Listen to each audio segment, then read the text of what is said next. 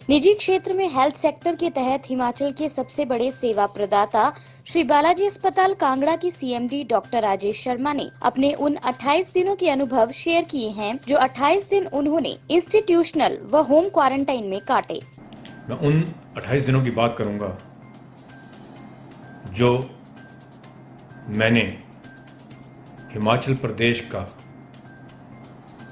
एक चिकित्सक होने के नाते उस पेशेंट को देखा, तेंजिन चोम्पेल को,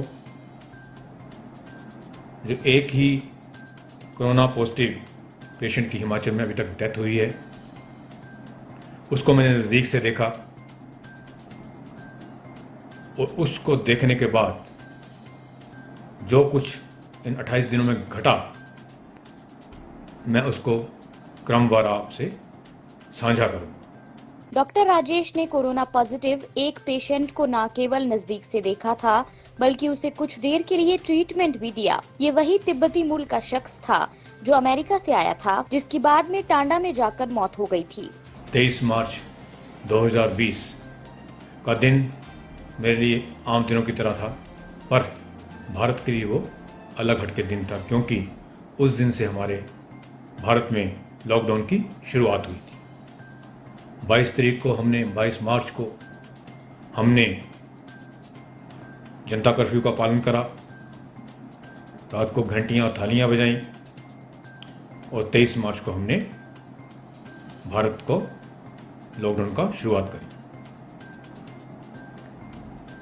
23 मार्च को मैं जैसे सुबह आता हूँ 9 बजे, मैंने सुबह अपने दिनचर्या के मुताबिक हॉस्पिटल पहुँचा। मेन स्टाफ की मीटिंग ली, 9 से 9:30 मीटिंग होती है हमारी डेली। उस मीटिंग की ब्रीफिंग ली और 9:30 में अपने ओपीडी में पहुंच गया। जो हमारी गाइडलाइंस हैं उसके मुताबिक मैंने N95 मास्क पहना, ग्लव्स पहने तो अपनी दिनचर्या में जुट गया। 9:40 के करीब हमारे पेशेंट तिब्बतीन कम्युनिटी के मेरी ओपीडी में अपने बेटे और बहू के साथ, मैं समझता हूँ, व्हील चेयर पे आए, जो हमारा वार्ड वाइज चल रहा था। वो मेरे पुराने पेशेंट थे, 3 साल से मैं उनको लगातार देख रहा था।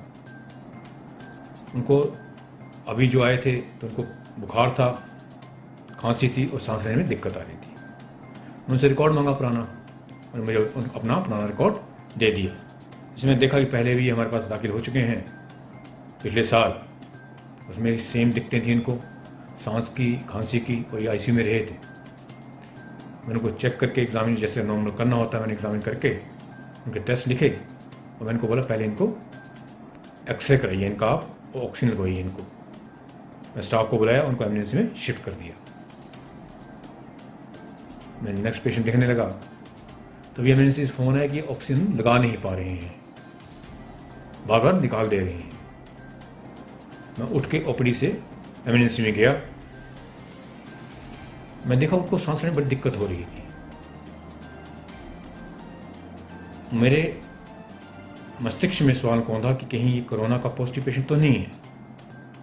मैंने उनसे इतना पूछा कि कहीं आप बाहर तो नहीं गए थे। उन्होंने कहा कि हम 15 मार्च को यूएस से लौटे हैं।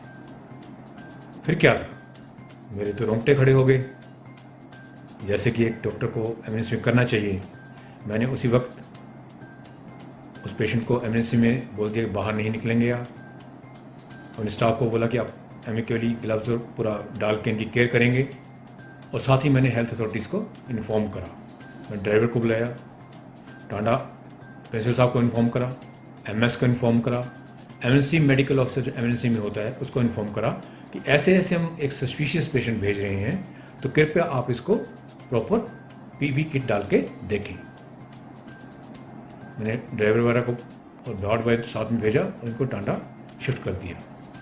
और उस वक्त मैंने अपने आप को 10:40 का टाइम था, 11 बजे करीब मैंने अपने आप को आइसोलेट कर लिया।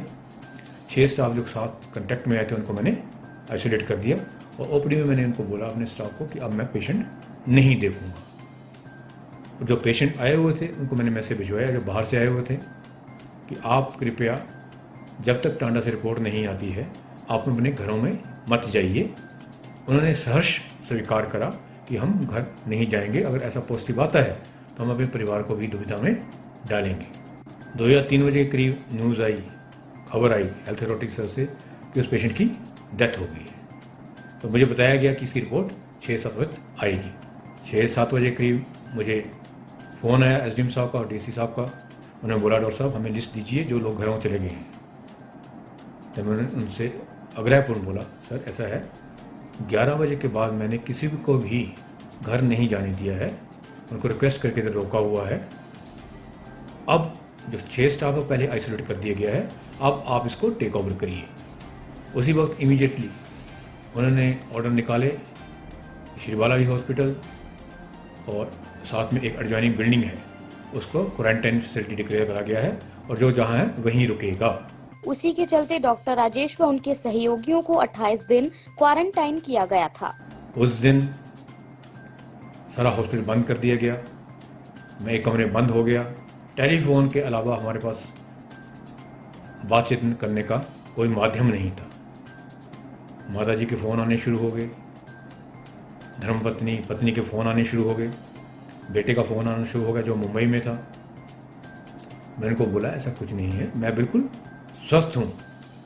इस वक्त मेरी जो प्राथमिकता है वो है सबसे पहले पेशेंट जो अंदर बंद है, 40 लोग इंडोर दाखिल थे उस दिन, उनको सर्विसेज मुहैया कराना। उसके बाद जो मेरा स्टाफ है उनको सकुशल घर पहुंचाना तथा इसके अलावा जो भी मुझे एडमिनिस्ट्रेशन टाइम टू टाइम बोलती रहेगी उस दौरान मैं वो करता जाऊंगा। मैंने अपने जो हॉस्पिटल एडमिनिस्ट्रेशन है उनके लोगों को बोला कि किसी को कोई दिक्कत नहीं आनी चाहिए, खाना सबको मिलना चाहिए और जो अंदर बंद है इस दौरान उनसे खाने का कोई पैसा नहीं लिया जाएगा, चाय पानी नाश्ते का कोई पैसा नहीं लिया जाएगा। उनको थोड़ी दिक्कत आएगी, रहने की असुविधा होगी, और इस असुविधा को सहन करना पड़ेगा इस महामारी के मुकाबला करने के लिए। अगली चर्चा मैं इससे अगली कड़ी में करूंगा। तब तक के लिए आप सबको नमस्कार।